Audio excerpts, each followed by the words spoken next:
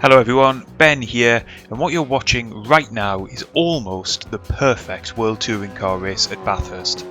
I qualified second, was running laps well in the 2-minute 14s, stayed clean the whole race, and although I didn't quite have the pace to win, I came home with a well-earned podium.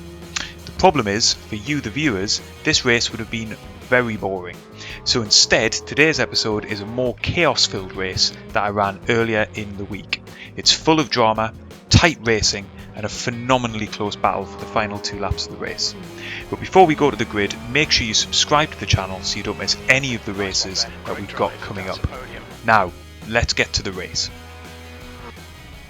Right then, here we are on the grid waiting for the 5 red lights and for the race to get underway. We qualified in 5th place, so I'm hopeful of being able to make up a couple more spots in the race. We get off to a brilliant start, but we've also got a car around our outside, so although we might gain a place, we're now in the middle of 3 and we get squeezed from both sides, so we just in the end get out of it and think better of trying to run the whole corner 3 wide and ultimately getting squeezed from left and from right. Instead we've settled down into 6th place, so unfortunately we did lose a spot off the grid as we come now for the first time approaching the uphill section here at Bathurst. The link car up ahead tries to take a tighter line to make a pass. We're going to now hook to the apex. He cuts back across us as he's got the car off to his left hand side. That means we've already picked up 8 incident points. We decide to get off the gas and look at that, the car up ahead has made a mistake. We end up running into the back of him and almost getting spun completely round. We get tagged again from behind, and now we've got a car on our outside who's going to make the move past us, and we've dropped down into 8th place, and we've picked up 16 incident points from those incidents in the first couple of corners, which is not good here in Bathurst because this is a very difficult track to run these World Touring cars in, particularly if I'm not a front wheel drive expert, which I am definitely not. The characteristics of the car make driving here very challenging, as you can see from the Audi up ahead, who's facing in the wrong direction coming in the downhill section, as the back end had just gotten away from him. Somehow he held it out of the wall, but you've got to believe there's going to be more incidents with him coming up, as just up ahead of us the Renault gets it wrong and the link car have both binned it in the final corner of the downhill section before the Conrad straight,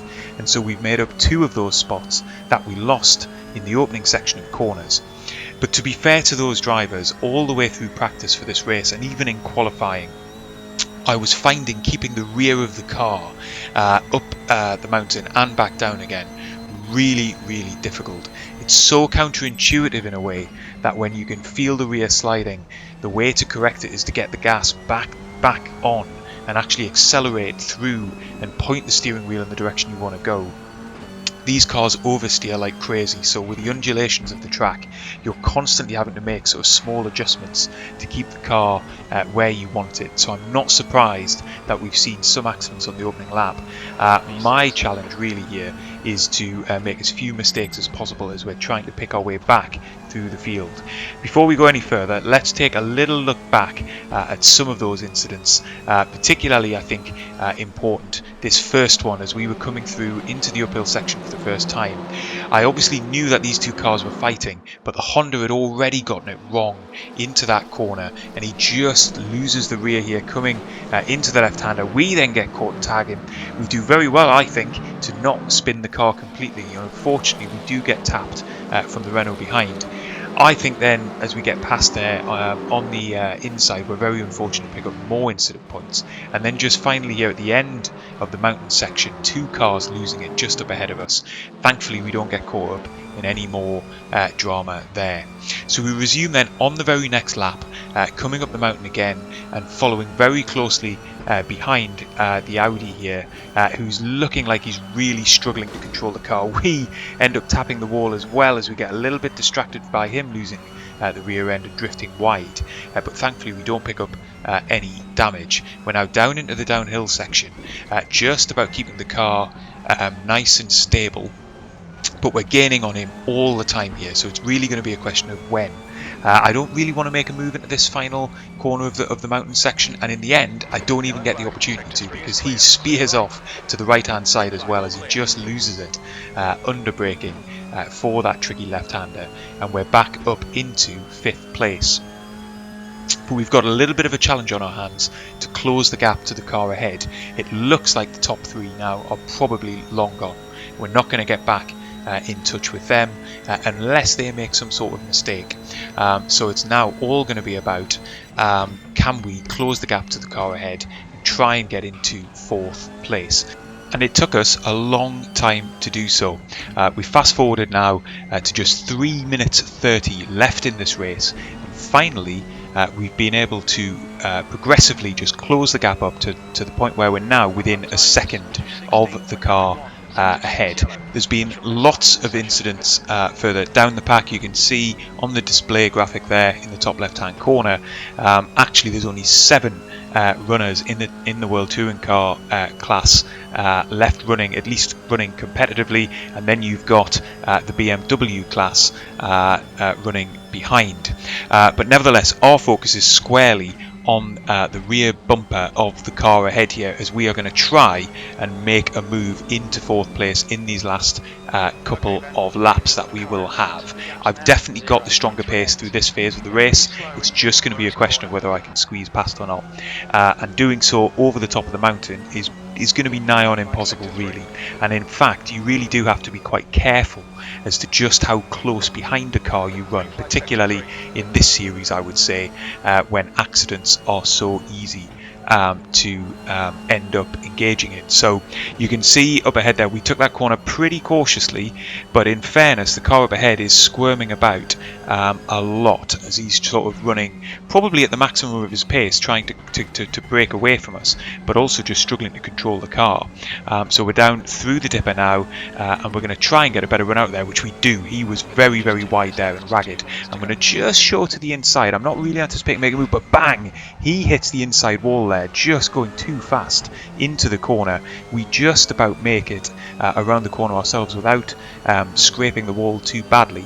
And we're now going to try and get into his draft. We're under 3/10 away from him here, and we're closing fast. So can I get either down the inside of him here? It looks like it's going to have to be, because he's pulled to the left hand side, which is going to put us on the outside of the next corner, but he chops across our front. He wasn't going to give us any space there. Just about fair enough, I think. It's hard racing, but that's fair enough. He's ran slightly deeper into the corner. We're going to try and get a better run out, and again, we're about 1/4 of a second behind him here. We're probably not going to be quite close enough to make a move into the final corner. He's early on the brakes though, so we do show to the inside, but again, he tries to take the apex anyway. So we have to back out and look to try again on what will be now the final racing lap that we'll get in this race. We're into the first corner.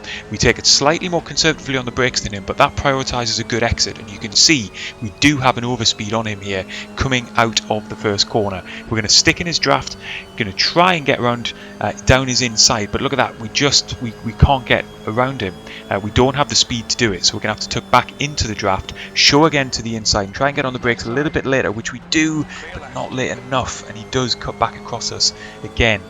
Taking the apex as is his right from the racing line, and we just weren't far enough alongside him to ultimately make a move stick. Again, he's ragged on the brakes into the uphill section there, but not enough to make a mistake, and in fairness, so far he's displaying pretty good defensive driving. We're going to now just take a measured line through these corners, try and keep with him, but not worry too much about really being right on his bumper, because as I say, it's just so hard to make a pass here. Try and just put a bit of pressure on him to see if he makes a mistake. Perhaps runs wide here at the top of the mountain, which he doesn't, although he was sliding through the corner.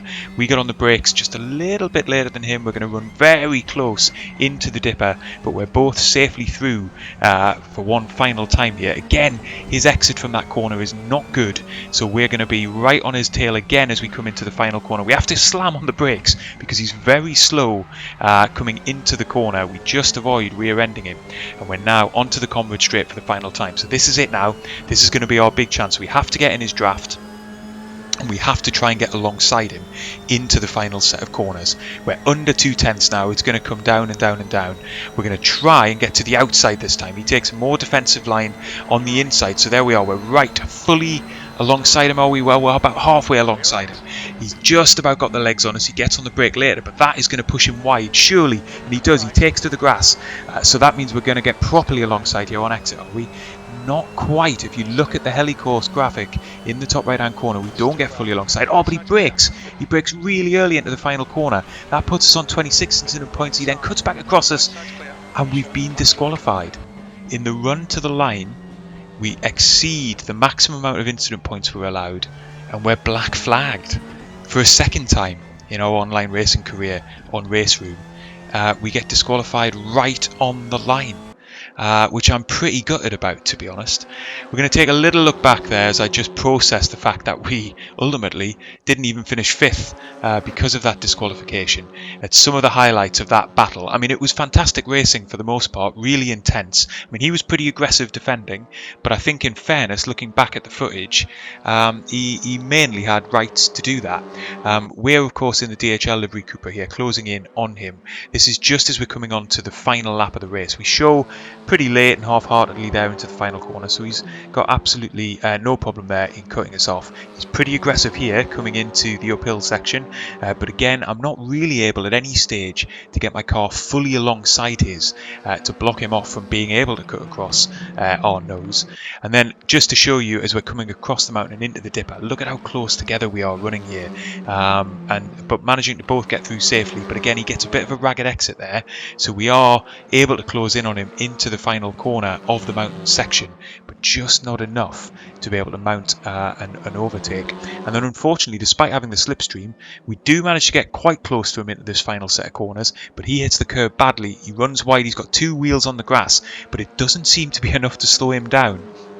As we come into the final corner of the lap, you can see I'm showing there that I want to come down his inside. He brakes very, very early there, and I would say that's really the only move that I think is unfortunate on his behalf, which ultimately causes us to gain the crucial incident points that see us disqualified from the race, and in the end we're classified in 9th place. It does mean, unfortunately, we're going to take a big hit to our reputation, which we're going to have to try and fix in future races. Anyway, I hope you've enjoyed the episode. If you have, leave a like, subscribe to the channel so you don't miss a race in the future, and I will see you next time.